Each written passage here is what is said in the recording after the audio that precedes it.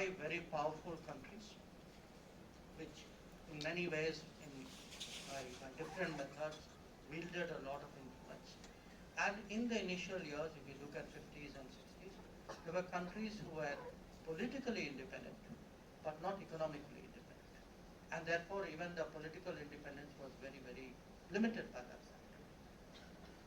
Now, after a few decades, the next set of forces in the changing world order started, which was the economic changes.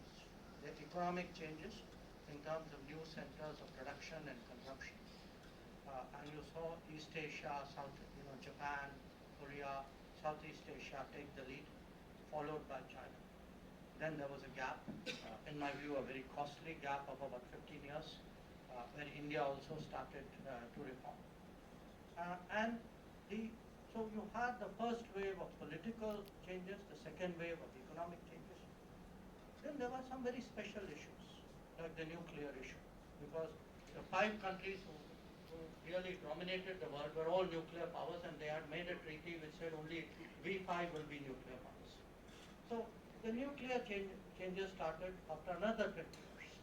So you had by the 1998 nuclear test, which Prime Minister Vajpayee authorized, you had the nuclear changes come into the. But there were changes which were also happening in a way beyond our control.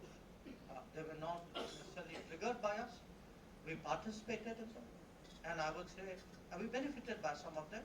Maybe we also had some damage from some part of it.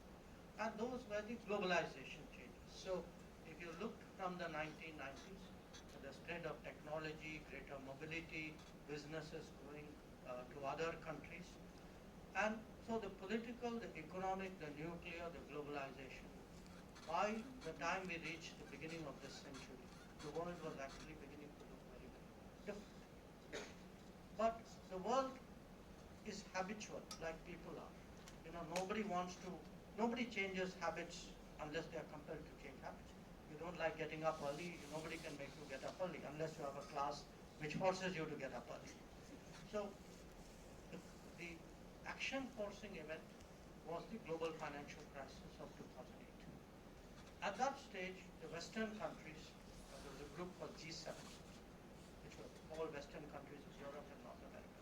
They realized they could not handle this crisis on their own. They needed a China in the conversation, they needed a Japan.